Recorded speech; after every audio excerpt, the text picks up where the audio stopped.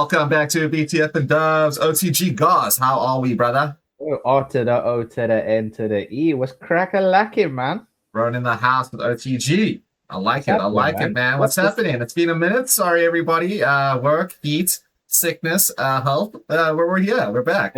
Everything has taken its toll, but yeah, we are back and finally get into an AEW's one, which I'm quite happy about. Yes, we do apologize for slacking a little bit, but life has a way. Life finds a way. You know what I mean? We'll give it to this. It's for the build up to this redemption, which we're going to run through, and obviously some afters. There wasn't. I mean, after what we saw, there's no real build up towards this anyway. It was kind of just it didn't feel unnecessary. It felt but smooshed in. It did. I think it felt a little unnecessary. I mean, we chatted about this slightly earlier before we started the pod. Like, you have redemption, cool, as your sort of Saturday night's main event kind of fuck you to WWE, which is fine. You're allowed to do that. Like, it's competitive. But then you have AEW Grand Slam, like literally a week and a half later. It's just, it's too much. You should be building your stories like on your weekly bid. Like, you have your big four pay-per-views if you're AEW, one of them being All In. You've got all the time in the world. You've done all this insanely good building. We had an entire podcast based on how great their booking was a few weeks ago. At the Beach Bash. Yeah, exactly. Like, this was an absolute masterclass on how to book stuff. And then you shove redemption in our face. I'm like, what are we redeeming right now, boys? And the fact that they made it, including the buy-in, near as 5.5, 6 hours. 6 hours. You don't need this. It's like, I think we need to find the balance between what WWE is doing and AEW is doing for a pay-per-view. Like, I think there's too little going on in WWE's PLEs because half of it is taken up by adverts anyway. Yeah. So I think if we find the balance between the sort of 4.5, 5 hours of AEW and the, let's call it what it is, 3.5 hour show, which is actually more like an hour and a half because of all the adverts on WWE. Yeah. Find a balance there. Give us a 2.5, 3 hour show. Perfect. Don't need to overdo it. I would say, like, even you could go longer. You can have 3.5 to 4 hours if you're AEW, specifically because they have less pay-per-views. True. Right? Because you have to fit more people on those big pay-per-views because that's how you would generate your income. So sure, make it like 4. But then you're buying pre-show. If you want to have a match and they're cool, that should be half an hour, though. You have Renee Paquette, fucking Mick Foley, intro it, introduce everybody, have a backstage segment, vignettes, one match, run back. All right, we got 5 minutes left to go. And like have your video packages, and then you have 3.5, 4 hours for your show. Get them all on. Yeah. 6 hours is crazy work. And again, it's 6 hours because some of these matches were unnecessarily longer than they needed to be. Yes. I don't mind a match that goes on long if there's a reason behind it. Yeah. If there's reason behind it and there's a story being told. This whole PPV, I didn't feel like any of the matches there were stories to tell in them. No. I mean, even the main event with Kenny and Kevin Knight, like, I was looking forward to this match so much, but by the time we got there, I was fatigued. Oh yeah, right. It was a grind. It was a huge grind, right? But like, even going into that, there wasn't the only real story they could tell, and I think they told a decent story of it. Was this is now the cleaner Kenny, the god of pro wrestling Kenny, right? Like the Bullet Club Kenny, basically. And I think they did well, and they elevated Kevin Knight. But the match itself, I feel like if this was an hour earlier, I would have enjoyed it more. And if that match was maybe 5 minutes shorter as well. That's your main event. But again, we digress already. I said, let's get into it, right? Quickly. The pre-show is way too long because an hour is too much for a pre-show. No. And then you had the conglomeration versus Lethal Twist. Okay, cool. I mean, it was just for me, it was just a match. Like, again, it felt like a match that they put on the buy-in so that you could entertain the fans while the stadium filled up, as is what the buy-in is really, and kind of gets you in to wanting to watch the PPV. But it didn't feel like there was anything there. It just felt like a match to me. I mean, you had pretty much conglomeration doing conglomeration things, Lethal Twist doing Lethal Twist things. Didn't feel like anything special. No. It just felt like it was there. Like, I literally, again, have like no dub rating on this. I'm with you on that. And again, like, I feel like that's a missed opportunity because you don't have the Divine Dominion on this card at all, besides a very bad backstage segment, which we'll get to. But you could have had them in that side because that'll get more eyes. I think then the conglomeration would, in this sense, against Lethal Twist, because who are they going to squash? Maybe bring back the 5 minute challenge. You could do a lot more with your other characters who don't get as much TV time, especially considering. And if you haven't watched AEW Dynamite, so this is a spoiler, they lost their trios on this past Dynamite. Why didn't you do it there? Yeah, to the demand of all people. I don't mind that, to be fair. I love the demand. I think it's great. Conglomeration, as long as I've been watching AEW, which is now going on touching 3.5 months or whatever it is, Conglomeration have had the trios title, and they do defend them regularly. Fair enough. I don't mind that. They don't do them all the time on the PPVs, but they do them on Dynamites and Collisions, which is cool. So I think it's good to have that change for me, because I don't know when they won them. For me, it's good to have the change. I actually like the demand as a little faction itself. Like they got a lot of heat with a lot of people, and they're not really aligning themselves. But again, like you said, they beat Lethal Twist, then they lose to the demand, and now Lethal Twist is trying to align themselves with the demand. So we're going to get like a bloated faction. Another Don Callis family in AEW. We don't need another one. No, because the thing is as well, like, so you've also then got I mean, the conglomeration themselves are, there's technically 6 of them, including Willow. Let's say what it is. We haven't seen Mark in a while, and then, Shibata's there as well. But Shibata's in the oh, sorry, yes. The ops. But there is apologies, man, I forget your name, but you never wrestled. Because he's never there. But then then you had this but then you had the weird interaction with, I say weird, but then you had Hangman Adam Page come out and help the conglomeration. I get it, they're keeping him away from the main event scene, but is this like now the fun run where he's going to be? I hope not. I don't see what the point is in him being there. It makes more sense for him to go after Kevin Knight and try and get the TNT title. That's right? What I thought something they were like that. Yeah. But they thrown him into some weird bloated scene where they're going to have Lethal Twist and the Demand versus Hangman Adam Page's conglomeration and whomever, maybe at All In or something like this. Like they'll probably, who knows, they're building, they just have this massive 6-man, 7-man match or whatever. Probably. It makes no sense to me, that. Agree, dude. It seems like they're doing the WrestleMania thing. Where it's like, because it's a big payday for everyone, you can't just shoving everybody on it so they can all like feature. And like, I'm sorry, but no. If you're not in anything important for something like this, then you don't need to be on it. It's the old adage, sometimes less is more. Less is more. Jesus. Like, you know what I mean? TK, my dude. Less is more sometimes, my dude. Yeah. Anyway. Well, let's get on to the main card, right? So this is another match. I gave it a dub because I liked it, because I'm a sucker for the Young Bucks, right? Oh yeah. Sorry, I thought you were gonna talk about the ladder match. Oh, sorry, the ladder match was first. I apologize. I'm a sucker for ladder matches of all time. This was the double dubs up for me.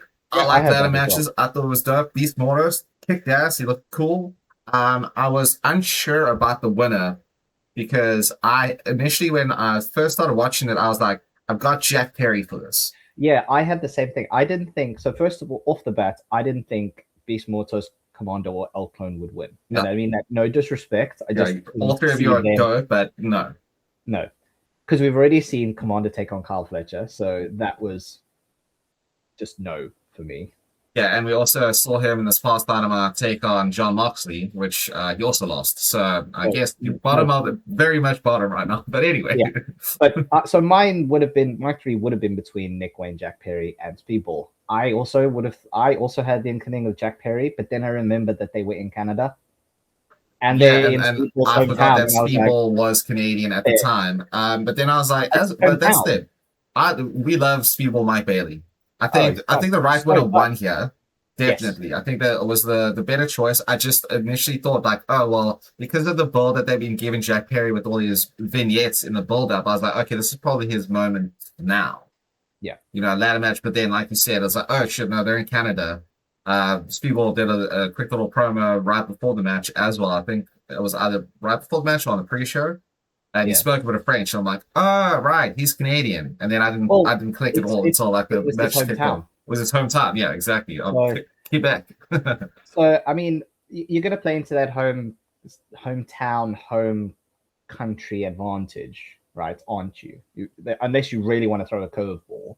Well, see, I think they could have because we knew Kenny was going to win, and he's from Canada too. Yeah, so you and could so have is Chris in, Jericho. So they went like 3 for 3 on Canadians winning here. But I mean, it was a really good match. There was some fun spots. Now, I also am like you. I'm a sucker for a ladder match. I didn't think it was as smooth as the ladder match we got at WrestleMania. No. Not by, it was, I would say, especially the first 5 minutes of that was very much, okay, one at a time we do this. And I was like, oh, they need to pick it up. And then it did. But I will say this. I actually enjoyed it more. I loved the WrestleMania 6-pack ladder match for the IC title. But I enjoyed this more because I think they gave more to the bigger guys. Yes. I'd like to say Beast Boy showed off in this.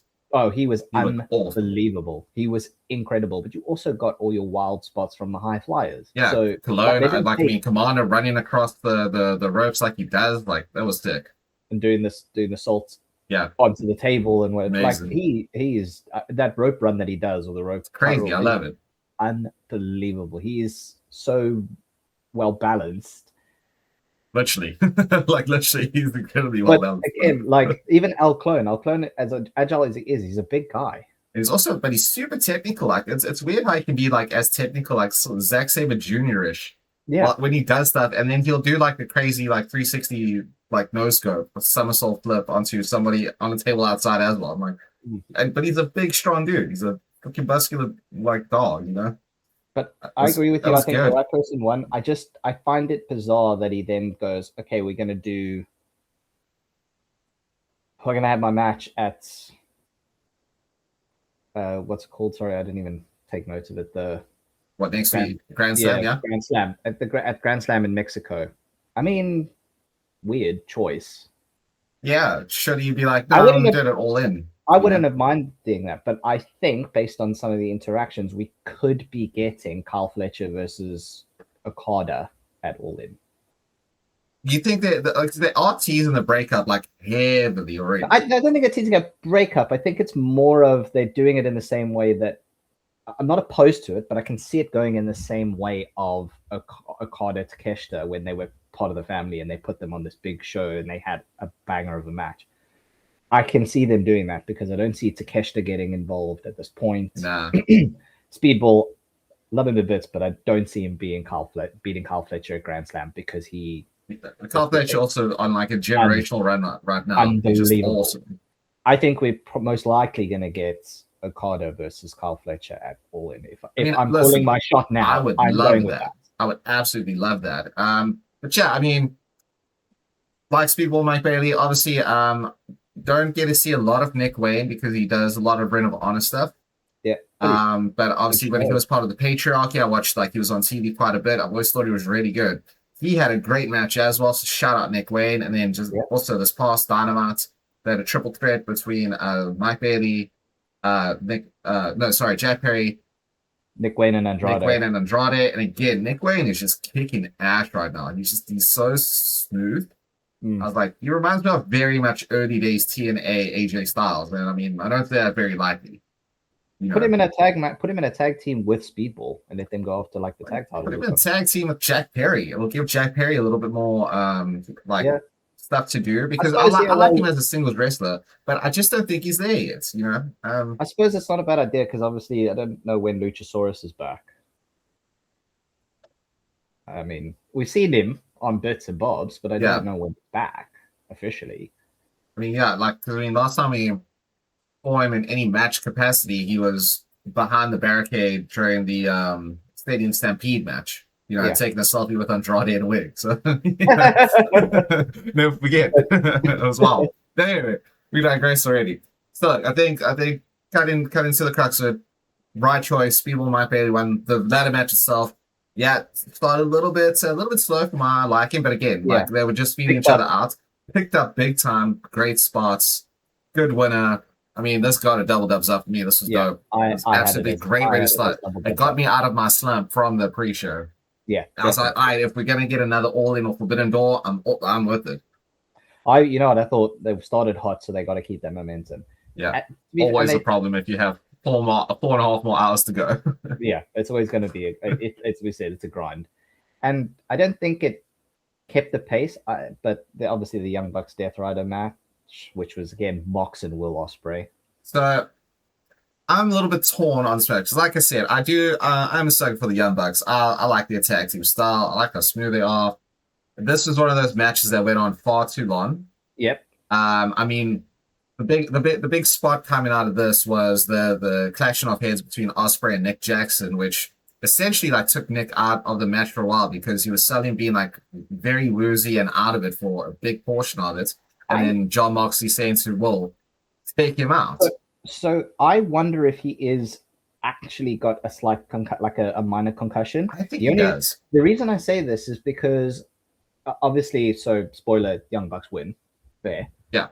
Because, you know, the match is, again, so just to smooth over it, really, it was a decent match. There were some big spots. It wasn't, like you said, went on longer than it needed to. I gave it a dub because it was still, I thought, a fairly good match. I thought it was a good match. I could, if it was, like you say, cut down by another 6-7 minutes, I probably would have given it a double dubs up because they would have had to try to fill. Yeah, and that's my whole thing. Like, it got a dub for me because it's a good match between 4 incredibly good wrestlers, or 3 really great wrestlers, and John Moxley. But the reason why I say this, please, they come out. So the Young Bucks, obviously, they win, but then when we have the interaction or the video on Dynamite between Cope and Cage and the Young Bucks, Matt did all the talking. Nick sat there. He didn't say anything. Well, you had Cope and Christian. He chirped up a couple times, but mostly repeating what Matt was saying. And that's why I think he looked dazed still. So I think he has a minor concussion. If you watch that head, that clashing of heads back, the sound it makes, like this was like when Stephanie Vaquer smacked Liv Morgan into Roxanne Perez. Like that was the I'm sure they planned that spot, but I think it went off a little bit like seriously than it should have, because he looked out of it, and that's why I don't think Will was checking on it within storyline basis. Like he was saying, is he okay? Because he's knocked the fuck out right now. And he did get it back a little bit, but he's also, I think that was mostly muscle memory kicking in at this stage. Yeah, no, that must have been because he did seem out of it throughout the whole thing. And I mean, like, I've seen Nick Jackson sells. He sells very well. But this was like Oscar worthy then, if that's the case. You know what I mean? And the thing is, as well, like Ospreay is a guy who takes pride in not injuring people. Like, it's one of his things.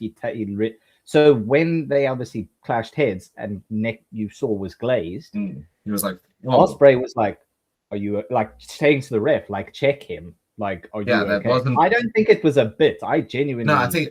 Like I said, I think they planned the spot, but then it went off poorly because shit happens in wrestling all the time. And that's why you're saying, check on him. I hit him really hard. Like that. This, no, this isn't part of what we planned. Check on him.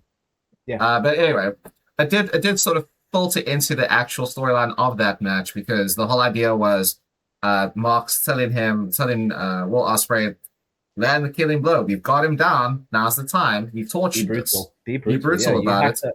And obviously, like you said, Young Bucks do end up winning. They rally back. You know, Nick comes in after John Moxley puts Nick Jackson in a paradigm shift and then a stomp in a paradigm shift.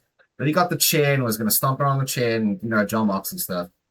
But then, they got Ospreay out the ring because, you know, again, wrestling happens. And then they just proceeded to kick John Moxley's head off with super kicks and the BTE trigger.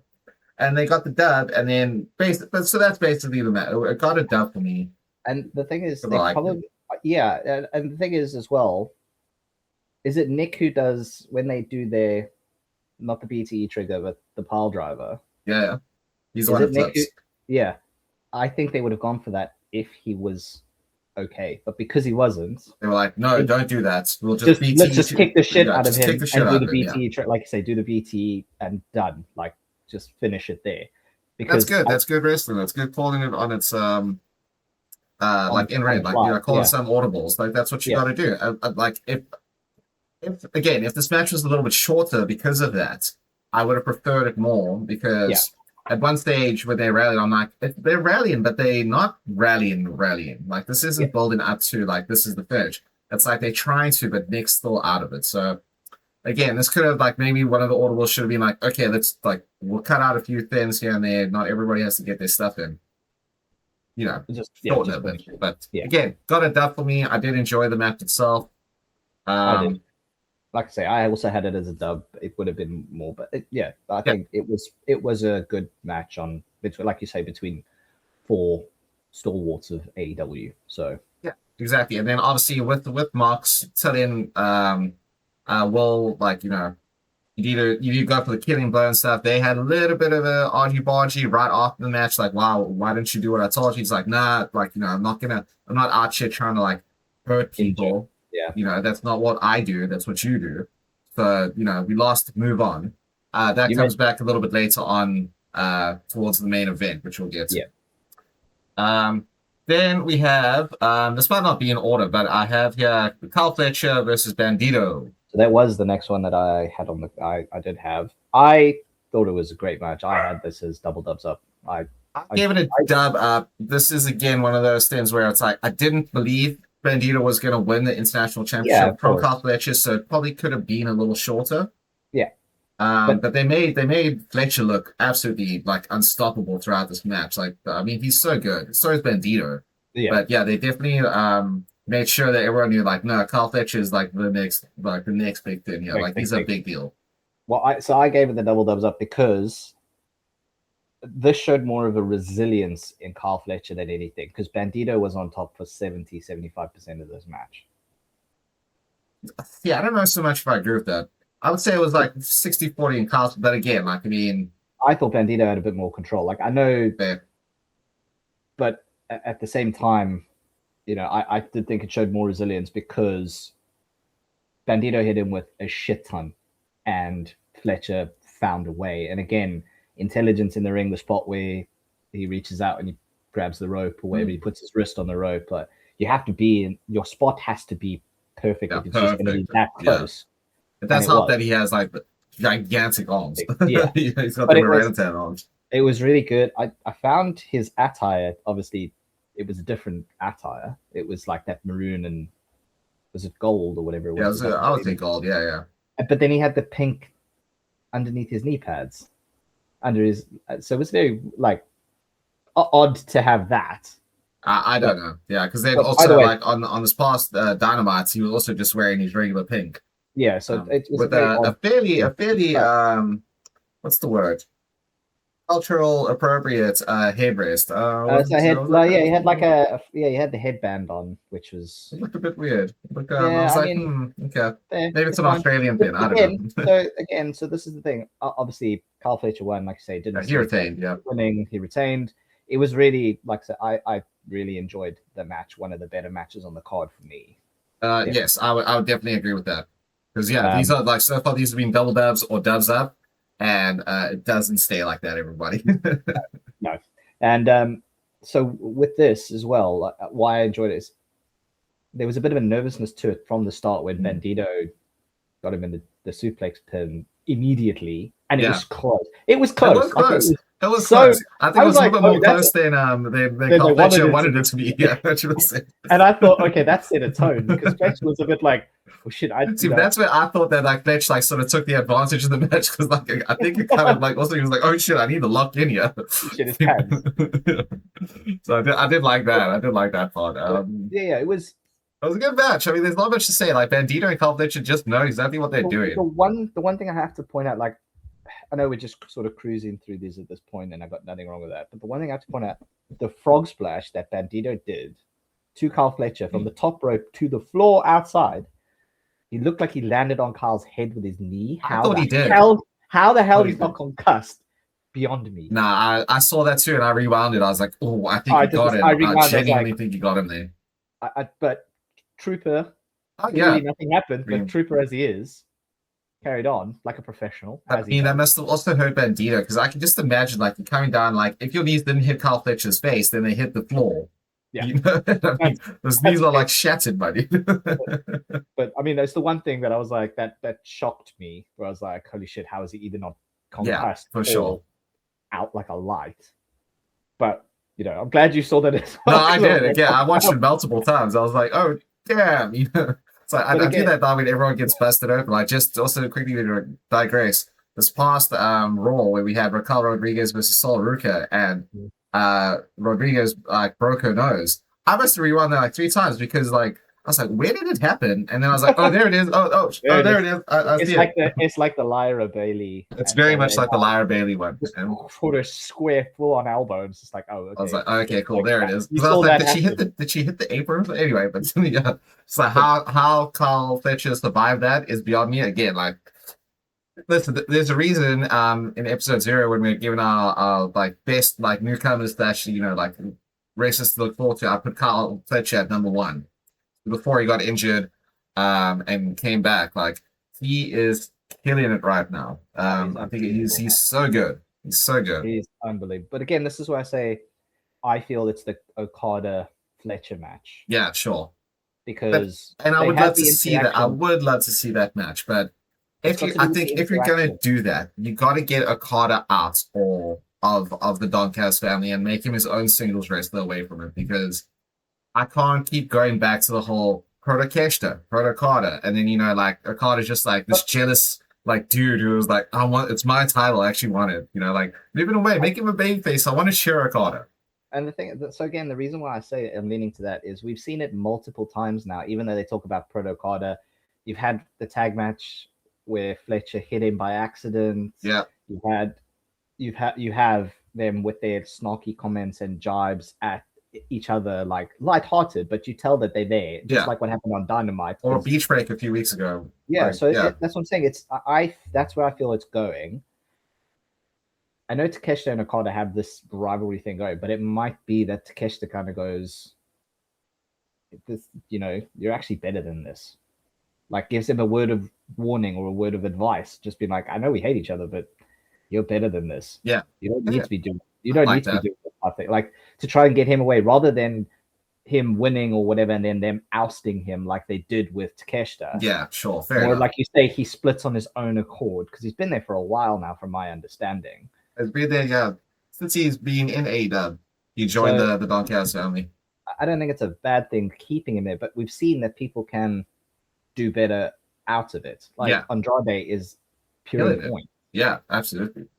But yeah, I think that's why I say I feel like that's, after all of it with Speedball winning and taking on Carl Fletcher next week and whatever, I think there's going to be more interactions between Okada and Fletcher, and that's why I personally feel that's Fletcher's direction, because I can't see anyone else. So first of all, you can't not have Carl Fletcher on the card at All In. No, absolutely not. He has to be on the card. Although I'd say the same thing about fucking Tekla. We'll get to that. Oh, yeah. So whatever. That's. But either way, you can't not have him. And the only realistic person that goes after the title for me is Okada, because I don't see them. There is time to build something, but you've taken a week away by putting Speedball in the position that he's in to take on Carl next week. Whereas Okada versus Fletcher is built in because it's in the family. I know we saw Okada Takeshita in the infighting, but this is not really the same thing. No, it's similar, but it's not the same thing. Yeah, it hasn't been brewing for as long, so I feel like Okada's just gonna call his shot if obviously, and we're assuming here that Carl Fletcher does beat Speedball next week, which he should. Yeah. I think Okada just comes out and like calls his shot because he's Don Callis' favorite, actually. Yeah, and he's like, you know what? Yeah, I want that back. All In, you, me, we prove who's the better wrestler, who's the better Okada, who's the better for the Don Callis family to hold that title. 100%, absolutely. No, I agree. I think that'd be dope, because you can't not have, like you say, you can't not have Fletcher at All In. You can't not have Okada on the card. Like, absolutely not. I'm not having it. I've already lost a lot of the guys I want to see. Adam Cole, baby, being one of them. Give me Okada, but. We digress. Then we get to. This was a very weird match. The double. I don't know how. Like, is it just a double chain match? Double dog chain match? Yeah, it was just called a double. It was just called a double chain strap match or something like that. I don't know. This got a mid from me. Yeah, I'm the same. I said to you, I had a note here. Like, if you enjoyed it, talk me into it. But I really have like no dub. I don't think it was terrible by any means, but I don't think there was anything significant that I was like, holy shit, and I had to get up. No. It felt really, doing a double chain match felt very, felt very difficult because the chain kept getting interlinked at different points. And Yeah. you got to figure out how to rotate So it. the chains were so long, and I understand you need it so you can do like certain spots, but because they're so long, it looks really goofy as well. Yeah, it did. It looked a bit odd, and I understand the concept. I just didn't think we needed a straight normal tornado tag between Bang Yeah. Bang Gang and the Dogs would have been great because you know me, I love the Dogs, and I'm obviously a big fan Of the Bang Bang Gang, sure, of yeah, the yeah. Bang Bang Gang, yeah. And it's just, it felt very clunky between them. It did. I think they did it. I think they were very professional in the way that they did it because they actually made what is a terribly difficult concept somehow work, but not. It wasn't fantastic. Do you know what I mean? I agree. They were bits. And again, this is one of those matches that I thought went on too long. Absolutely. Right? Considering, again, like, because if I go back, and I don't want to be like, the Attitude Era guy where I keep looking in the past, but I'm with you. I love the Dogs. I love the Bang Bang Gang. The whole thing should have been between, like, have a tornado tag team match, and this should have led up to like a dog collar match, like just a single one-on-one, like Jay White versus Finley, right? They've got their history from Bullet Club and like and all the other promotions that were started before that. That's when you should have done this. I think it was a bit too soon to have this kind of stipulation for the feud right now, because like I said, looking back, a singles dog collar match, if you get anything like MJF versus CM Punk, that was one of the greatest matches I've ever seen in my entire life. You know, I still to this day rewatch it because it was so good. I mean, obviously the promos and stuff building up to it were just next level. Oh, yeah. But this is what it should have culminated in, and it just never got there. It never felt like very like personal. I think that's also what sort of took me out. Like this should have been like a very personal thing. And it just seemed again like they were sort of talking through it as they were going in terms of how everything was going. There were a couple of spots where I was like, that was clearly planned, and like they were discussing it like, mentally on how to do it. Because the chain keep getting fucked up every now and again. Yeah. So no doubt for me. It just this wasn't it. I know, I'm with you on that. And again, it's two tag teams that I'm a big fan of. And it just was very difficult because it really hindered their ability to do their things. Yeah, and also like, and again, I know it's the specific reason why it's Juice and Jay White. You need Jay White back. You just came back from injury, so you need him resting in the matches.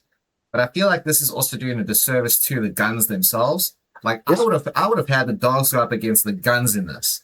I agree. I think it would have been a lot better. I think so, right? And then have the Guns lose because they did. So obviously, like the result here was that the Dogs won via interference with the Death Riders and a shillelagh, which I'm not a fan of. Why have a dog chain match and then you get knocked out by the shillelagh? Yeah. So, and I've been saying it since we talked about it. Like the consistency is good that they keep winning with the shillelagh, but this was a match where they didn't need to use it. No. And also because you're chained up, why not just have the shillelagh on you at the start? Yeah, it's a no disqualification, so it doesn't make a difference. It doesn't make any difference. Have it in at least have it like on you, and then like he whips the dude's hand with the chain and then flies out the ring. Cool. At least now I know why you're not using it. But again, I just think if you had the Guns lose, then Jay White doesn't like. I know it's a tag team match and he didn't take the pin. Juice did.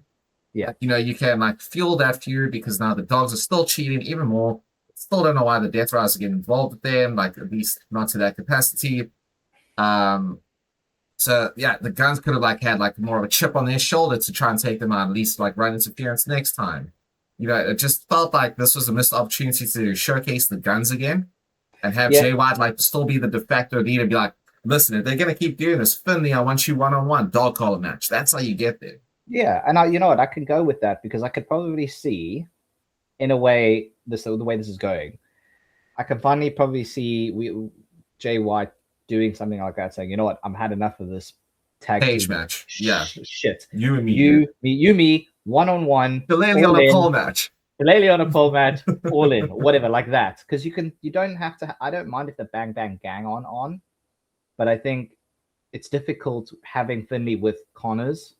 Yeah. So like it feels like they always have to be in a tag match, but you could put Finley against absolutely Jay White in a one-on-one match. It's not a problem. And then if they're going to be aligning themselves, have Connors team up with like 3 of the Death Riders to take on the other 4 members of the Bang Bang Gang. Yeah, exactly. Because or have Connors, Yuta, and Garcia take on the Guns and Juice Robinson. I like Ace Austin as well, but if you're going to do it, you could do a 3-on-3 that way, or whatever. If you want to do 4, you can do a lot. Like you could take Juice out somehow. You could bring back Gabe Kidd, so it could be Clark Connors and Gabe Kidd in a tag match against the Guns, or like have like take out like Austin Gunn, argument's sake, and then have Ace Austin and one of the Guns go through, like something like that.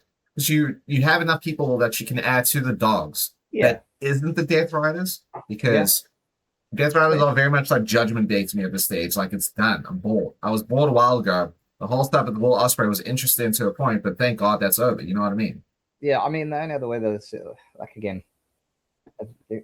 for a match that really had no rating, we've probably gone on a bit longer than needed, but it's good because that's the thing. We need to know the path of which way the dogs are going and the Bang Bang Gang. Yeah, because now also Jay White wasn't even on this past Dynamite, so I'm not sure why. They didn't really specify as to any reason. Maybe he'll be on Collision tonight. Yeah, because it does seem to be that they are going to push them more on Collision like they used to be.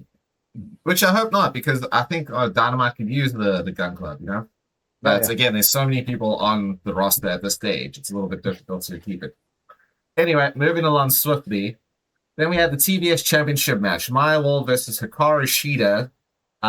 This got a dub down for me, man. I am with you. I had dub down. It was, again, longer than it needed to be. Too long.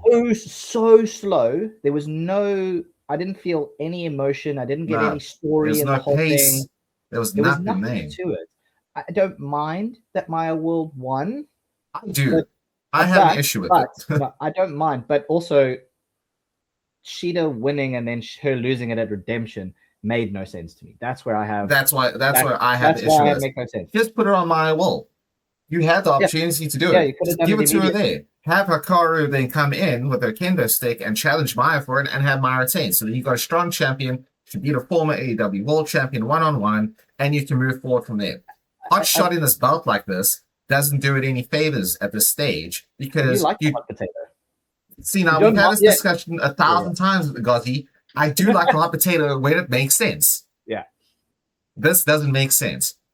In 2000, there were 6 title changes because you had 6 people who had the ability to hold. You had The Rock, Stone Cold, Undertaker, Big Show, Triple H, and Mick Foley. It made sense to hot potato it then, right? Yeah. This doesn't, because the TBS was very much Willow's title, which she didn't come back to try and reclaim. And then you put it on Hikaru Shida just to drop it. Yeah, we'll get to that. Make it make sense. Yeah, I get that. And that's what I'm saying. Like, also, the finish was dreadful. Oh, Jesus. Shida was all over Maya World. Like, there was some 50-50 to it, but I think Shida was more on top of Maya World. And then all of a sudden, she hit that. It's like a bridging fall-away slam pin. I don't know what to call it. I mean, I would call it the end of the world, because that just sounds cool. I mean, that sounds like a dope-ass name. But she's a big bitch. She can't do it like, the weak, because, again, she fought on Dynamite. Maya World then obviously fought on Dynamite. And who she fought? Persephone. Yeah. Retained. But again, that bridging didn't think. I don't like. It's not a good finisher. No, it's not. It's like Twisted Bliss. Twisted Bliss looks cool. I like it. But the thing is, it doesn't look deadly. Like, I don't mind. No, I would compare it more to like Bailey's like Rose Plant. It just looks like a very awkward slam. Yeah. Right. I like the fact that she bridges into a pin. That's cool, but it's not exactly like Mr. Perfect's Perfect Flex, or something, or like a Michinoku driver where it has impact and then you can like she has to flip, then bridge, and then do it. It's just let her go. Like, make it a full away slam and then hit her with the world ender, and that could be, I don't know, like the driving knee strike or something I agree. Yeah. The finish itself was weak sauce. I did not like it. It was a very slow match. But again, she then fought Persephone, defended the title immediately. Also, a boring ass match. And Shida comes out. I'm glad Stat's back because obviously she came to defend My World. I think that's I don't know how long My World holds the TBS championship. I don't know if Stat, even though she helped her, is going to want to go after her. I know she's more going to go after Persephone because of her costing her for the TBS title. Yeah. But yeah, I don't think she ran down in this series to help Maya. No, it was more to stop Persephone winning, and also she has beef with Shida. So I think it was more of that. But I understand why she should babyface. Yeah, but listen, I'm all for Stat. I love Stat. Yeah, I know. Yeah, you're a big Stat dude. But again, it's just this TBS championship deserves more than what it's getting. Yeah, I agree. I just think the wrong person's holding it now. Yeah, because of how they did it. Every other that's actually a really good way to put it, because every other championship I feel is perfect. Like, not perfect, but near as. Like, they're doing it correctly. Like the AEW National Championship, Andrade obviously holding that. Yeah, that's great. Love that. I mean, we'll come to that. But I mean, Andrade holding that. You've got the International Championship with on Carl Fletcher. You've got the Continental on Mox. That's fine. It's perfect. Like they actually are near as. I think they're saying it out loud though. Like, and I mean, I know this has been a topic of not even debate because a lot of people agree with it. There are too many championships on AEW. There are. But I mean, that's a topic of conversation for another day. But I agree. Like, they're just not doing the TBS justice right now. No, but the titles are also being used, for me, apart from this one, and we'll come to it. But I think they're being used correctly, whereas WWE are not using any of their champions in any way, shape, or form correctly. They have no idea what to do with them. So, as much as there are too many championships, the only one that really is being let down properly in AEW is the women's tag team one. Yeah. And I don't mean it negatively. I just mean it in the sense of it's tough to find. They're obviously building to it now, and I think because there was no meaning to it on this, we could actually quickly jump into it for 2 minutes. Brawling Birds versus Divine Dominion at All In. That's the way to give them the home crowd advantage. We called like 3 months ago. We said we know they're going to go after it at All In. They're British. Yes, and it's a good way to obviously they're building it, which is great. Yeah, they're not taking each other on all the time, but it's the titles that I feel are probably being let down the most. That's all. Well, and also, but it's not terrible, if that makes sense. It's not being used terribly. They're just being wasted. I agree, but besides, except for the other one, and it's I forget which belt it is actually. It's the belt that Mercedes is holding right now. That's the Owen Hart one though, isn't it? Yeah, but I don't understand why you would even give her like a belt at that stage, because we're talking about Maya World and all the championships stuff. Let's go into actually no. I'm digressing too much. We'll carry on. We'll get there. Yeah. Well, My World, Karashida, you suck.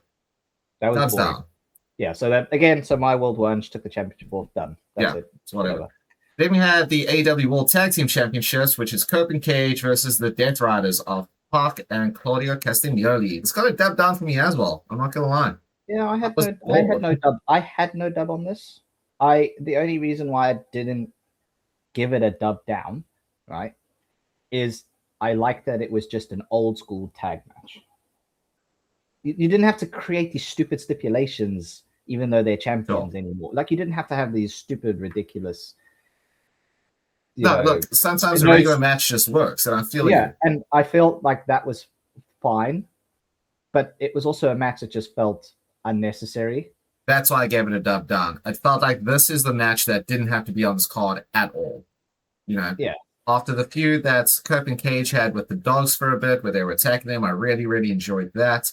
We know the Young Bucks are going to face Cope and Cage at All In. They didn't have to be on this. This is, I think, where they did it on Dynamite, where there was a sit-down interview that we chatted about earlier. Yeah. With Matt and Nick Jackson and Cope and Cage. I would have just left them off the card completely, because I'm down with having like a regular old school sort of tag match. It's fine, nothing wrong with that. But you didn't need it here, A, and B. It just felt very like again, we knew the outcome. We know Cobra Cage aren't going to drop it to the Death Riders, especially not Claudio and Pac right now. Pac eats more pins than Alexa Bliss does at the stage. And so it was no stakes going into it for me. And then also the match itself, they're all very good workers, and Claudio again like showed out really well. But again, you can tell that they're doing it at sort of what felt like half speed, specifically to make sure that no one gets hurt by accident because we have All In coming up. So you didn't have to have this match at all. Yeah, but I think the reason they had it, and again, is home country advantage. So you've got two guys who are from Toronto. They're from Toronto, I think. They're from Toronto, yeah. Yeah, so they're from Canada. So you want to put the Canadian wrestlers on the home show. But you have 3 of them on the show already. You have Speedball, you have Chris Jericho, and you have Kenny Omega. You don't have to have more. Have them in a backstage segment with Mick Foley. Yeah, fair. But again, I think that's what they would do. I think that's what TK was doing, was to obviously appease the crowd. Because if I'm honest with you, the 3 matches that had the loudest noise or technically 4, were the ones that had the Canadians in it. No, for sure. And I totally understand the crowd was dead for a lot of these matches.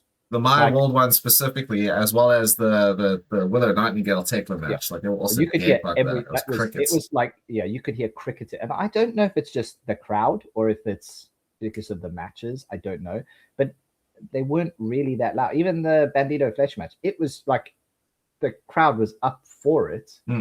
But it did feel a bit stilted at times throughout a lot of the non-Canadian matches, really. Yeah. So I mean, again, like you say, I have nothing against you giving it a dub down. I gave it a no, like I gave no rating at all, simply because I actually enjoyed it being an old school tag match. Fair enough. Again, as we've said, all of these matches went on too long. Yeah. Another example of why it went on, or that went on too long. It's just unnecessary. Yeah. But, again, nothing against Cope and Cage. You guys wrestle as long as you like. You've earned it. Yeah. But you are getting older, so when you have these long-ass matches, it shows. Which is also another reason why I gave it a dab down. Just like too long, didn't have to be on the card. There was no stakes involved, and when it's too long, you guys are gonna get gassed. We're old. I get gassed walking up my staircase, my dudes. I know. You get gassed getting out of bed. Yeah, it takes it. I don't know how you'll do it, and all the props to both of you, but. Take a knee, show up in hockey jerseys, front row, drinking beers. Like Canada will love that. Can I take 5 minutes to fantasy book here now? Because obviously you said, like we've already spoken about, Young Bucks come out afterwards, and the board comes up, Young Bucks versus Cope and Cage, All In. Yeah, big screen, big match card. It was dope. Gonna be a good match. It's always a good match when the Young Bucks are involved. They prove it time and time again. They're incredible workers. They do everything. Hopefully Nick Jackson will be fine by then. Yeah. Now I want to fantasy book a little here. Because we do. That's what the FN stands for. So we obviously, between us, have seen what happened yesterday. Yes. In the release of the Daybreak video. Yes. So if anyone hasn't seen it, it's the New Day's video, cartoon that they've released to show them finally breaking the bonds of chain, like being chained back. Yeah, which I thought was ironic. I'm like, you can't say you guys were chained. No, New Day was the biggest thing on WWE for 10 years. You weren't being held back. Maybe in this last year, yes, absolutely. Yeah. So that again, I don't think it's got to be a relevance of that was them being chained to WWE forever. I think it was again the recent creative. Even when they were tag champions on Raw, they didn't get much going. And again, I feel like that's just I found it ironic that that's the symbology, the symbolism that they used within it. But I think what they were probably going for is like, oh, the chains are off. Like now we can do what we like. We're not gonna be jumping around with bootios or getting booed out the building because of a heel turn a year ago. No. This is a brand new day. Yeah. And I still hope they call themselves that. Again, who knows if they can, but Daybreak actually is a pretty dope name. I do love Daybreak. That is badass as hell. Like, I do like that if they're going to go with that flow and maintain Yeah. that. They could call themselves whatever they wanted, to be fair. I did feel bad for the third unicorn with the busted horn. And I was like, oh, that's Big E. Yeah. I think everyone picked on that, and he was just like, go for it. Yeah, that was like that's Big E, of course. That got a dub for me. Double dubs, in fact. That was lovely. Excellent. Like, it was a really good cartoon to see. Not long, but showed to the point. But anyway, fantasy booking. So, details matter, right? We've always been told details matter. When they were the New Day, and there was the whole fantasy idea of a technical, like a forbidden door, who would you like to see between AEW and WWE? Yeah. New Day and Bucks. You had Kenny Omega, or you had the Elite wearing New Day shirts, yeah. Right? At that point, the New Day shirts were bright colors, like in your face, very bright, very loud shirts. Matt Jackson was wearing a Young Bucks shirt, but it was blue and it was very loud, right? Details matter. Yeah. At August 2nd, I think officially is the day that the 90-day non-compete is done for the New Day. Don't introduce them straight away. I think they do go to AEW. I'd love to see them there. And I think that, for me, details matter. I'd love for them, the Young Bucks, to beat Cope and Cage. They can retire on a grand stage if they wanted to at All In, because Cope's kind of said, when they're done, type thing. Which is fair. They've had a decent 3-4 month run here. You don't need to overdo it. They don't need to fight every single tag team on this absolutely run.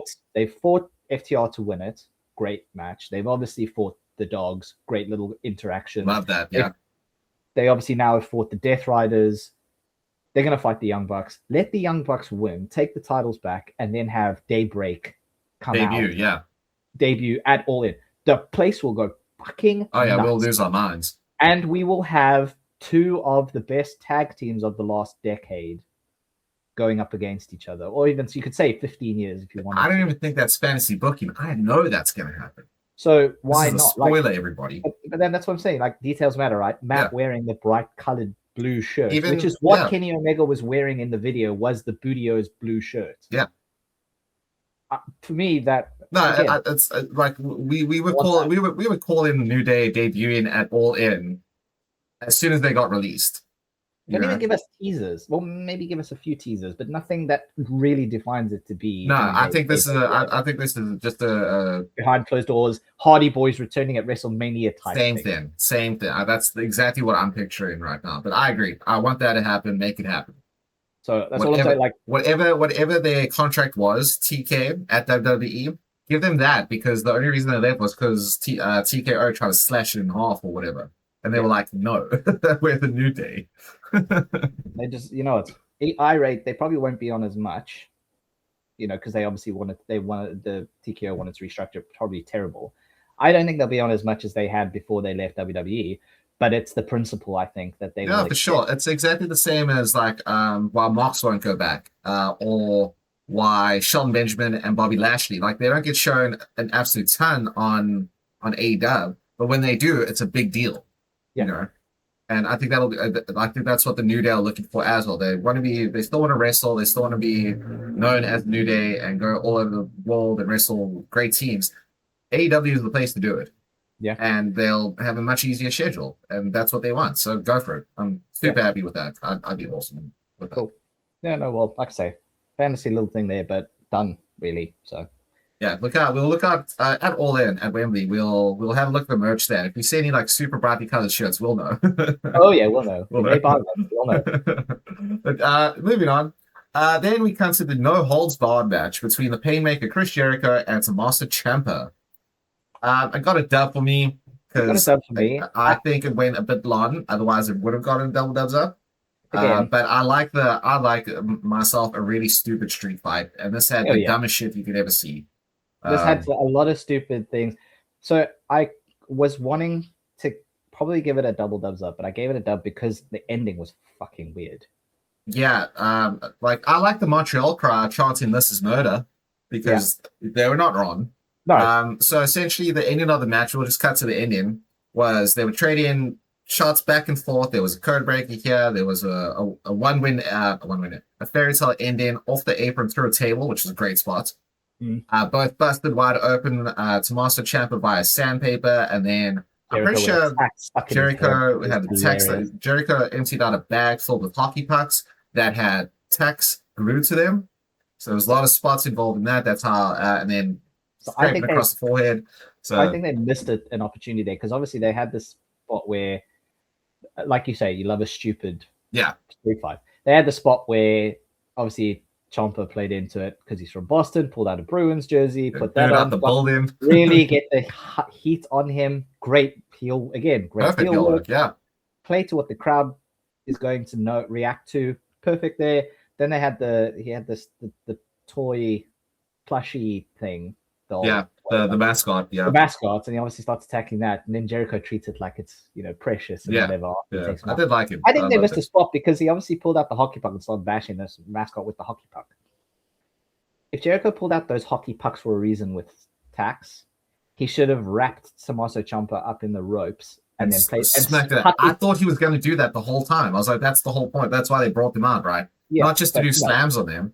And I think that was a missed opportunity for sure. I was thinking the exact when I was watching this match. I'm like, he's got a hockey stick. He's got hockey pucks. Smack them at this dude. Put the trash can on his head like he did because he put a trash can on Tommaso Ciampa's head and smacked the shit out of it with the stick. Put him in the corner, and in that way he's also protected a little bit more. They start teeing. Yeah, just start teeing off. Yeah, you don't have to do it from far away, so there shouldn't be any issues with one of them flying into the crowd. But like really close, hit him in the dick with it. it's a street fight. Don't hold on. Grab his dick and twist it. Grab his dick and twist it. Oh my god, it's an MMA fight. Anyway, so look, I mean, I love the spots in this. I do think it went on a little bit long, which is why I gave it a thumbs down, and because of the finish, like you alluded to. So another spot was going through a barbed wire table, which is always fun, right? Yeah. And they brought back again little details, like you were saying. Chris Jericho brought back a bag of beach sand and got his get back against the Master Ciampa. That's how we got. That's how we got here. So I did like that little detail as well. But you knew it was going to be bad when the ref was already wearing gloves. Like, she knew there was going to be a shit ton of blood. There was going to be something, so you're like, okay, cool. There's going to be some blood 100%. Here. And there was quite a bit of blood in this, which, I mean, I'm not squeamish. I didn't mind too much. But then we did get to the finish of the match. So, Sponsor Ciampa grabs the drill that we saw at Beach Break. Still doesn't seem to know how to use it properly because, he keeps just going buzz, buzz, buzz instead of actually drilling something, putting up a shelf. I didn't see any of that. Judas effect. With the tack knee pad or whatever it was, the tack pad. Yeah, there was like an elbow pad, also with tacks on it. Obviously, Jericho drops him with the first one, doesn't put him out. The drill is in the rim. Then he puts the tack pin on his elbow, smacks him again, and then he drills into Ciampa's skull with the drill. And then the ref calls it. Yeah, because apparently Ciampa quit right then and there, which rightly so. I would have done the same thing. But it was just a very weird ending. And it was rushed. Considering how long the match went on, it was super, super rushed. Like normally you would see like that typical heel thing, like, the heel brought in the weapon. Now he's down on the ground. Why? And like he's in the corner, he's begging, no, don't do it before, the baby face actually just does it. Yeah. None of that. This was like Judas effect, tack pad, Judas effect, drill into the skull. I quit. Get out of there. Very rushed. It felt very. I feel like they were told like this is going on too long. Finish it now. Take us home. So just it felt a little bit flat. It didn't feel like the end of the feud to me. No, it didn't feel like it should have been ended. But it's just the ending was just. Yeah, look, right guy won. Jericho needed to win this one, and I'm glad he did. But I think that's also the reason. Like now, I think this was only the second match that they've had. So there should be a rubber match at All In. I think is it the second match? There's obviously Beach Break, obviously this one, and I don't think they wrestled before that. I can't recall them doing that anywhere. Did they have? I don't think they had a match on like Dynamite or something. No, not that I'm aware of. Yeah, they'll probably have like you said, they'll probably have the a blow-off match. Yeah, at All In. Yeah, which is fine. I mean, if it's at All In, cool. That means I get to see Chris Jericho, my goat. Which is awesome. I think we'll see him either way. Oh, for sure, you have to. It's Chris Jericho. You're not going to not have him there. But I do like this little feud between him and no, and I'm glad you get to see like that dark side of Ciampa. Like he's healing it up so well. He was such a great heel in NXT Black and Gold. Like we need that Ciampa back, and he is back. And again, this match was dope. I really enjoyed it. I just thought it went on too long, and the finish was a bit meh. Yeah. But otherwise, I liked it. I liked it a lot, and especially after the like, obviously for me, the Copen Cage match, then my world and Sheeta. Like I needed this one to be really good, and it did. It got the injection going, so I didn't mind that. Yeah. Then we then we had the AEW National Championship, which was Andrade El Idolo versus Dunkzilla himself, Mark Davis. I gave this a dub. I enjoyed the match. For what it was. Yeah, I gave it a dub too. I was like, I liked it. But you know why? Because this was probably the only match that ran to a time where it didn't feel like it went on far too long. No. It ran a perfect amount of time. Big on Andrade. Immediately after this match, I was on looking for how you know shirts and shit online. I was like, I want one too. No, and I like this as well because much like you were saying with the tag match with Copen Cage, straight up championship singles match, didn't overrun its course. The spots were dope. The moves are great. Dunkzilla is awesome. He's a great powerhouse. Andrade is Andrade. We know how good he is. Not much more to say, man. It didn't get a double dubs up for me purely because it needed, I don't know, maybe a couple extra minutes, actually. Yeah, I needed maybe a few more, like a couple of extra.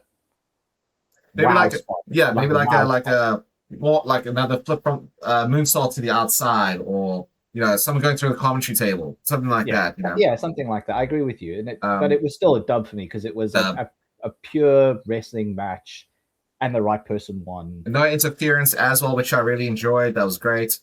It was dope. I mean, not much more to say there, everybody. This was dope. Go check it out. It was a good match. And what I did really, finally, Andrade got to hit the Three Amigos properly without any kind of punching him or wiggling out on the third one. He hit the full Three Amigos.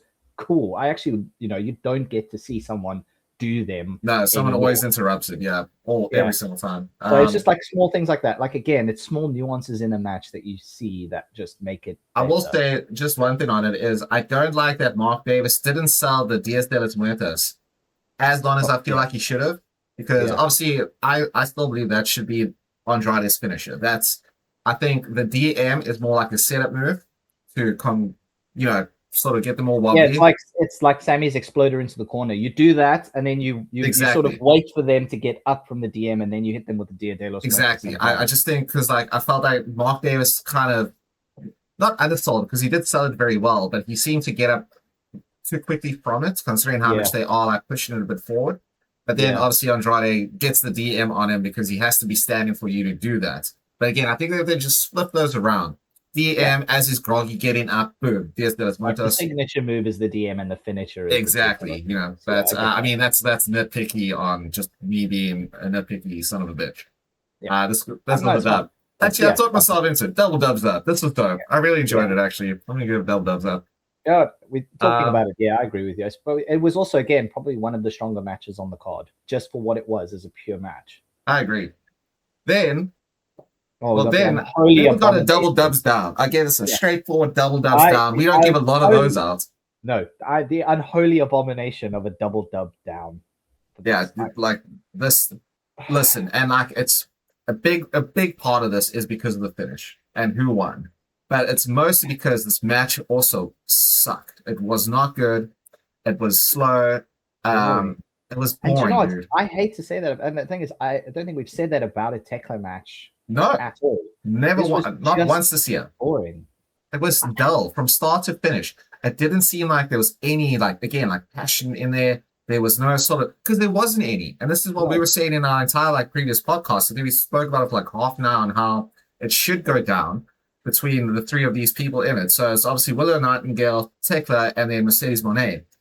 I get that you don't want to have a heel versus heel at all in for the Women's AEW World Championship, but it's not like this.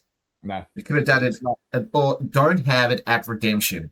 Do this at Grand Slam or something to give Willow and Tekla a little bit more heat between them. Yeah. Because there was nothing there.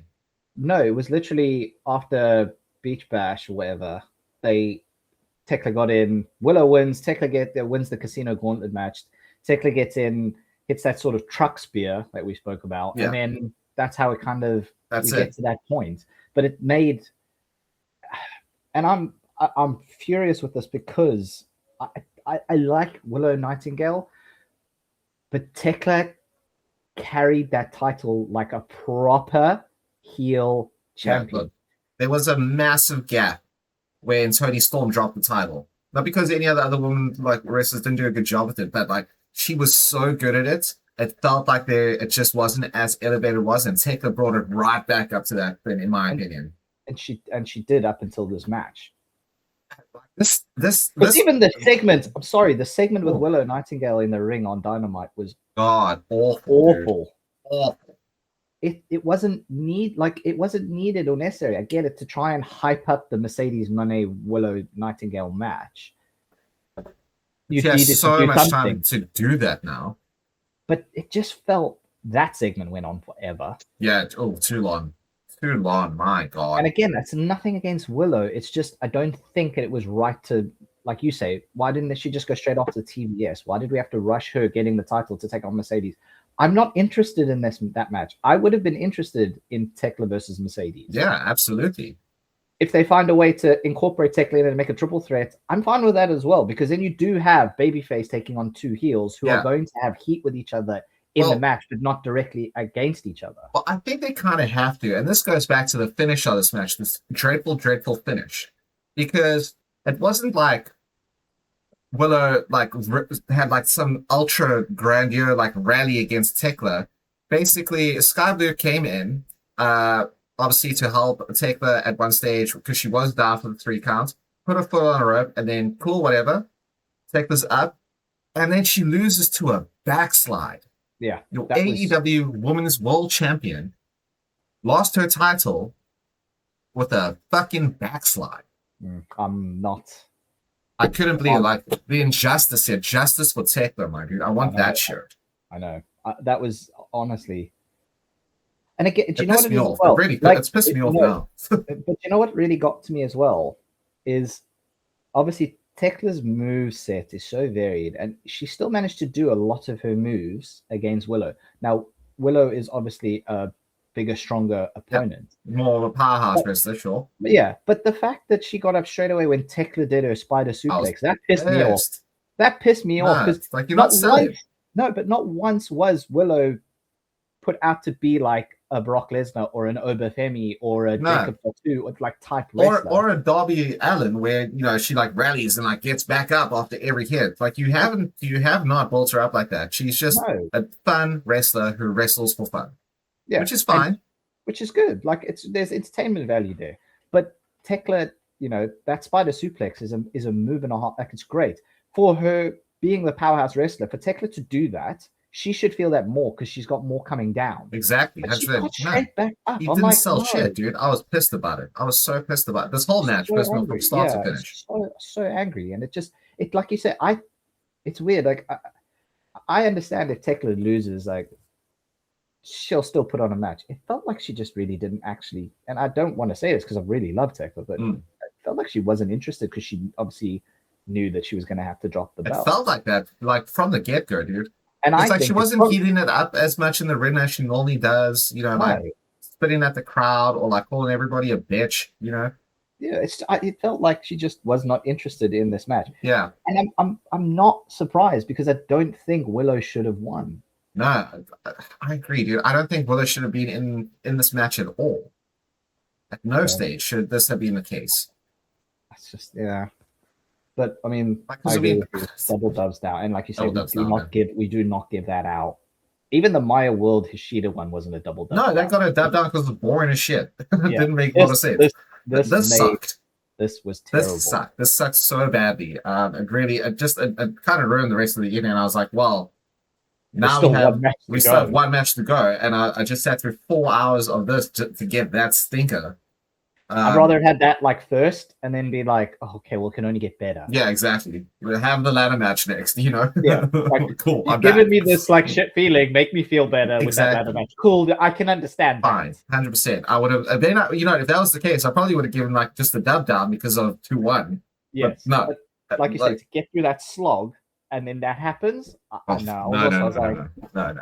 I had to take a break before I watched I did. I did take a I break. had to take a break I as literally was well. like, I'm pausing this. I'm gonna go do something else for like 20 minutes. Doom scroll. I don't know, whatever. Yeah. I couldn't. But then we do finally get to the main event, the AEW World Championship match between Kenny Omega, your champ, versus Kevin Knight. I'm not gonna lie, this got no dubs for me. I actually had that as well. I didn't. There was nothing. There was nothing bad about this. It was a good match. No, Two very good wrestlers. They wrestled a good match. Yeah, but it's just there was nothing. No, there was no wow factor. There was no excitement. It's no stakes either. We knew Kevin Knight wasn't going to win here. But like you say, two really good wrestlers who just put on a match. Yeah, look, and I mean, I understand what they were doing with it, right? Because Kenny pretty much dominated this match, right? Kevin had his moments to like pop up and rally a bit like that, which is weird considering he's supposed to be the heel in this situation. But this was to showcase like Kevin Knight can be in the main event, and yes, he can. I don't think that was ever a debate for anybody.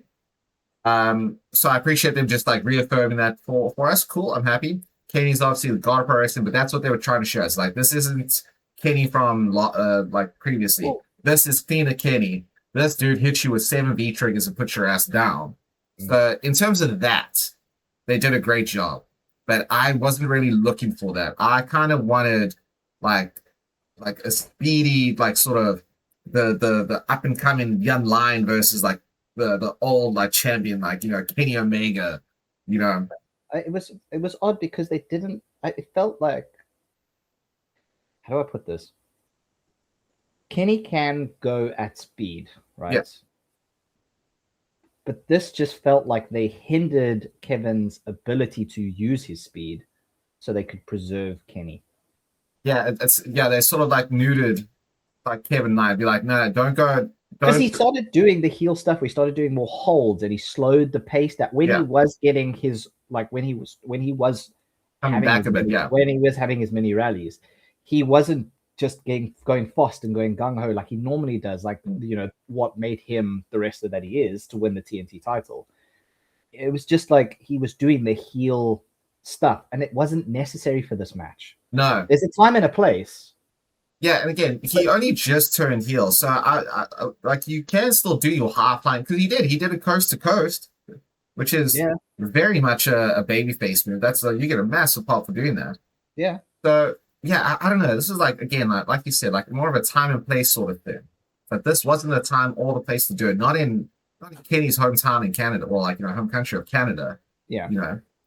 Have a banner like this is the showstopper sort of stuff. And I think maybe that's why I also just gave it no doubts because I was expecting that. Yeah. And it just never got. It just felt like it never got going. Yeah. I mean, I don't think there was many people you probably could have put in a spot for this match besides Kevin, because he was obviously the one pushing like. Like Don kept saying like, I get a title shot. Where's my title shot? So sure. Yeah. Makes sense. Cool. But now obviously they need to. Now that that's done, and like you say, we knew what was happening. We knew Kenny wasn't going to lose because there's no ways they were going to put Kevin Knight versus Will Ospreay. People would have riots it, absolutely. Right. Yeah. So it's fine. We kind of knew, but like you say, put on a banger for us. Didn't even do that. Now all you have to do, just going to this side of it, the Kevin Knight side of it, just now have him weirdly resume this feud with Darby Allin. Yeah, and just let that be the hold, like big time. This literally, like they had the inkling of it at Beach Break. They had the inkling of it at Beach Break or whatever. And then they put it on hold for 2 weeks so we could get this match. And now they're going to pick it up again, most likely. And we're going to probably get Darby Allin versus Kevin Knight at All In. Yeah. Most likely. Right. Again. Yeah, happy with that. It's going to be a sick match. Can't wait to see it. But I don't know. I feel like you could have like not had Kevin push so much for this championship. Maybe like after All In, he could have done it. Squash his beef with Darby at that stage. Because I don't see Darby beating Kevin at All In. That might change in the weeks to come when we recap stuff. Yeah, I don't see him losing. But also at this point, if you're going to do that, why not just have Darby Allin sitting in the stand somewhere and Kevin sees him? And so it's in the background the whole time.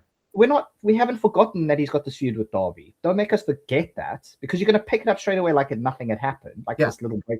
But if you had just Darby Allin, like I say, yeah, because again, you could even refer like after the match, like you could have had, and obviously there was a lot of stuff that happened after the match, but like this all happened when Kevin came out after Darby lost and like frog splashed him, and like this is a big Kevin heel turn. Again, like you said, have Darby in the crowd being like, I can do the same thing to you at any stage, so it's there. Or also, like, what could be interesting because I haven't seen him for a while. Somehow MJF inserts himself into this, and we get a triple threat because Kevin wanted to face MJF when he was the champ, didn't get to do that. Kevin's got this feud with Darby, and Darby hates MJF. Yeah. So you got a nice little triple threat. You have a nice little triple threat there. No, exactly. I mean, Kevin's got the championship on him anyway. I would love that. I think that makes all the sense in the world. I think they will go for that. And like you say, you don't have to have Darby Allin win, but you could have MJF do the sneaky heel shit and win the TNT title. Yeah, absolutely. Like I wouldn't mind MJF holding not the Triple B. Yeah. Just because then it obviously furthers the feud with Kevin, furthers the feud with Darby. I could see MJF losing, but not taking the pin in that triple threat. Yeah. Be like, well, I hated Kevin. I hate Darby. I didn't lose that match. I still am owed a rematch for my Triple B. So whoever wins that, I'm going after that. So you have a lot of things to do with MJF, as long as he because I know TK said that he's like I had to because you're wearing the shirt. So of course, man. Yeah, because he's better than you, and you know it. I just had to slide that in at some point because obviously we'll come to the afters. Yeah. But I agree. I 100% agree. Because I'm still trying to keep that side relevant to it. We didn't have much of it going on Dynamite, as far as I'm aware.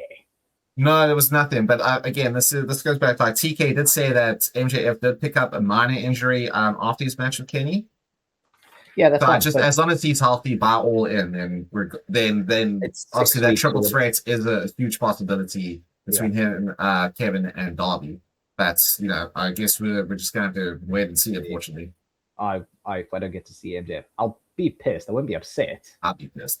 But I'll be pissed. You know what I mean? Like I'd be more pissed than I'd be upset. I think I'd be upset because it's MJF. Like I want to see him now. I want to see in one of the biggest stadiums on the planet. We did get to see him when he was with Adam Cole, baby. When they did Wembley a few years ago. Yeah. But I want to see him. I'd be upset if he didn't show up. Even if he just shows up at the end, like as the surprise, whoever wins between Kenny and Ospreay, and just lights are out, and then boom, it's MJF is back. I'd pop for that, Yeah. But anyway, we digress. Anyway, so yes, Kenny wins. We knew this was going to happen. Then the Death Riders run down because, of course, they did, and start attacking Kenny and beat the shit out of him and put the chair over his neck like they did to Will Ospreay, alluding to we're going to break your neck like we did Ospreay's. Ospreay runs down for the save. He gets into an argy-bargy with everybody, basically. But yeah, he took out Pat straight away, just punched him right in the face. Which was pretty funny as well, because he did the same thing on Dynamite to Daddy Garcia, where he's just like, you, and you're like, just wrecked fools. But then guys were like, oh, we're gonna beat you up. And then he got the plastic bag came out. Choke him out, whatever. Yeah, Mark was choking Kenny out, and he brought out the plastic bag, handed it off to Ospreay, and was like, you do it. Very much like we did to Brian Danielson a few years ago. About a year ago now. And this was the whole, well, he won't he, Katie, has gone fully dark side, and he was like, no, enough of this. I'm not that. You try to make me do it, and this comes back to the Nick Jackson thing. I'm not going to hurt somebody because you've told me to. That's not who I am. I want to wrestle people at their best. Not doing this, Kenny. Get out the ring. Finally, Rex, John Moxley, gets his ass out the ring, and the Death Riders chill in the crowd for a bit, licking their wounds. Kenny gets up. They celebrate him. Thank you so much. Yada, yada, yada. And then Kenny, while they're on the ropes celebrating, sneaks Will Ospreay with the one-winged angel. And this also didn't get a dub for me. This got the mid. I was like, I knew one of them was going to do something. But again, I kind of figured it would be Kenny. But that's why I say I alluded to this. You didn't need to. You could have just had this as a pure wrestling masterclass match at All In. You didn't have to allude to the fact of someone turning heel. I didn't see it being Ospreay turning heel. No, not even though it was once, because the thing is, if he was going to go pure heel, he would have choked Kenny out, and that would have been it. He would have listened to the Death Riders. But then him fighting back against the Death Riders, only to be attacked by Kenny because he goes, "Oh, you were going to choke me. You bought the plastic bag or whatever." He's like, "Nah, I didn't do that." Yeah, no, I literally took it away. Yeah. Like, I tore it up. I didn't want to do that. Obviously, you get the Young Bucks saying, like, what the hell? They looked very reluctant to do the elite pose. Yeah, they very much did. Yeah, they're very much like, I mean, Nick obviously was probably still did, yeah. But Matt was specifically was like, I guess, yeah, the elite, sweet. Kenny was all in on it. Like, yeah, they're back, you know. But no, yeah, it felt very weird. I think considering how disappointing the match between Kevin was, it was just too much for something that didn't need it, you know. Yeah. Especially at the again, this was at the tail end of 6 straight hours of wrestling. If you watch the pre-show, it's too much at this stage. You know, if this had happened half an hour earlier in the night, you know, like all the other matches were a little bit shorter, and this is like ended on just over 4.5 hours, probably would have like had a bit more impact. But because it dragged so long, I mean, the segment itself, just the end segment after the match, it's not like this was like a hurry, like let's beat him down. It dragged. Like they really did like a Shakespearean play when it came to this. It was forever. I think it lasted about 15 to 20 minutes, if I'm not mistaken. Yeah, like exactly. I mean, time. And I'm like, no, you could have just had Ospreay cover, because obviously he's now not aligned with the Death Riders because he threw the knee pad with the with the patch on it. Yeah, so let's have it on this past Dynamite. Like you got. Well, after the match, he took the knee pad off, threw it at them. Like after the whole thing where they wanted him to attack Kenny, he took the knee pad off with the Death Rider logo through. Yeah, of course. And then he obviously gave the patch back on Dynamite. On Dynamite, yeah. So that's done with them. But it's a very weird. I get it in the sense that they needed to Ospreay needed to go to another place to be at his best, but it just feels like they've thrown that entire storyline away. No, for sure. They're kind of gone, just forget about it. Just know that he used them to be a better wrestler, to go to a state that he's never been to mentally. Yeah, but just forget that he was actually ever part of the Death Riders. Yeah, which I don't know where they go with that, because now also, because he's like knocked out Pac and he keeps knocking down, we know he's going to have matches with them building up, you know, and like maybe we do get like a really, really heelish Kenny who like maybe interferes a little bit, or is like always done a commentary, which I don't want to see. He started alluding to it in his segment on Dynamite. Like he was very much, he felt like he was down talking Ospreay a lot in that segment. I felt he was, yeah. Like he was literally saying like, it's just supposed to be a Moscos between two of the best, but I'm always going to be better than you type thing. You know, like I'm just going off. I'm not paraphrasing. I'm paraphrasing, but like it was kind of felt like I'm still the master, you're still the student. You have a lot of shit to learn, and you're going to do shit. Because obviously he slapped him a few times as well. Yeah. And it's like, the old Kenny wouldn't have done that. Because he always alluding to the fact like, oh, you decided to join the Death Riders. I tried to be there for you. And he's like, yeah, they tried to kill me or they tried to take me out, but they're also the ones who gave me a shot. They were the ones who took me and put me in a better place mentally in the ring. Like they taught me things I needed to learn.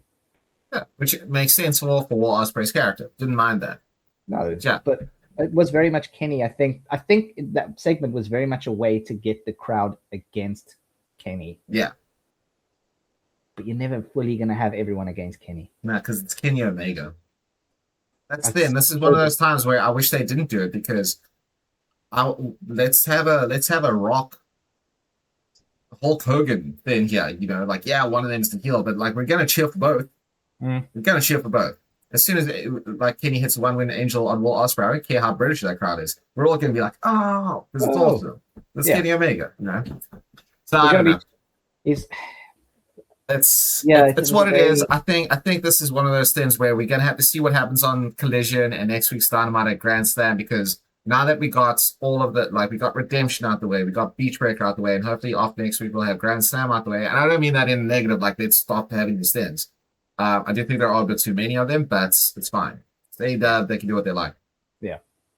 We are now officially like on the road to All In. I think a lot of these feuds now that, again, like with the Kevin Knight stuff, now it's going to resume with Darby, so we can get back on real track with everything that's going These on. stories, yeah, like stories, we can take it off of pause and literally just let the film go. 100%, 100%. And again, there's what, 3 confirmed matches or 4 confirmed matches so far, yeah, 4, I think, which is the Osprey Kenny match, Mercedes Moné versus Willow Nightingale. Hopefully that changes at some point. We know that's the match at this point. Rolling Birds, Divine Dominion, and then Copa Cage versus Young Bucks. Technically 5, because we also know that they're having the Casino Gauntlet match as well at All In. But I'd be interested to see in there. This could be a thing where Jack Perry wins. I'm not saying he will, and I'm just saying that this could be something that could lead into him like getting it. So yeah. we got the whole segments or the whole vignettes of him going like, I am all in.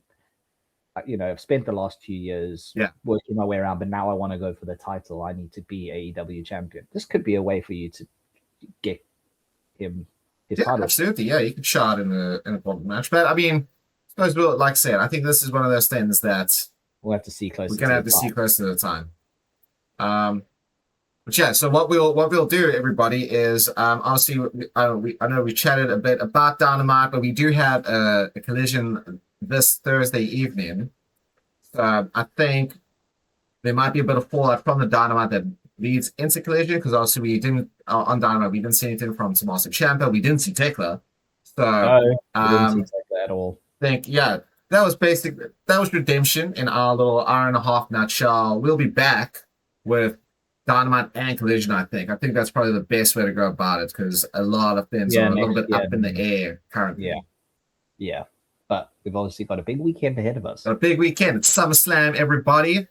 Your boy Rone is going to be traveling down to the magical land of Guildford to go. Well, I'm doxing you. I'm telling everybody where you live. He lives in Guildford. That's all right. For a nice SummerSlam weekend with the boy. We might actually be able to do our outside barbecue episode that we've been talking about for so long. I'd have to buy a portable one, unfortunately. I can bring mine. This is not for the podcast.